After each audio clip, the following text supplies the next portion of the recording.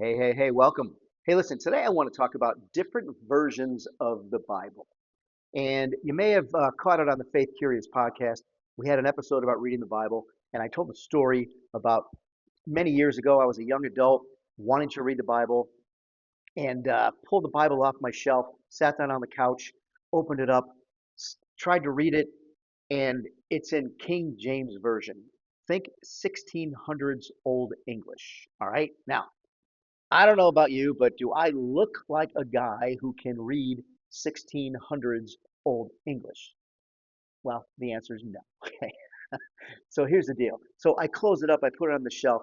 I didn't know there were different versions because over time, people decided they wanted to make the Bible accessible to more and more people. All the way back to the King James Version, which was actually the first version that was done in English. Okay. Today, but over 450 versions of the Bible. Now, when you think versions, think that it's just written in a way where another group of people can better understand it. That's all it is, okay? So the question is, like, how do you find the right version for you? Because you don't want to pull the Bible off the shelf and be in a version that you can't understand that doesn't make any sense to you. Here's the thing. You don't need to know anything about the 450 versions. I mean, you can go for it, right? But really, I think there's three that you probably need to pay attention to.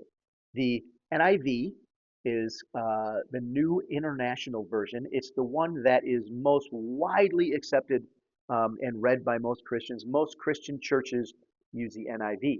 And then there's the NLT, the New Living Translation, which is actually very similar to the NIV. Some people describe it as written or good for new believers. Okay, so take that into consideration.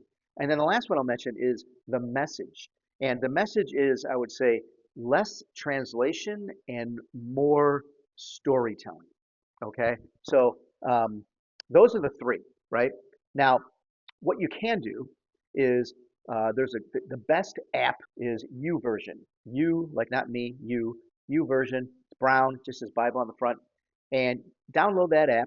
It's free. It's amazing. It has all the versions in there.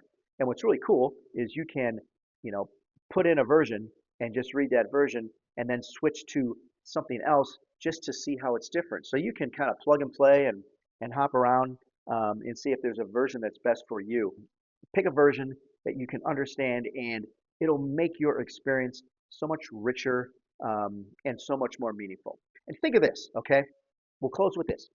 You might ask, why are there 450 versions? Well, anytime someone came up with the idea of writing a new version, think that they did that because they wanted more people to have access to the Bible, which is really cool. Okay? So, God bless. Have a great day. We'll talk to you soon.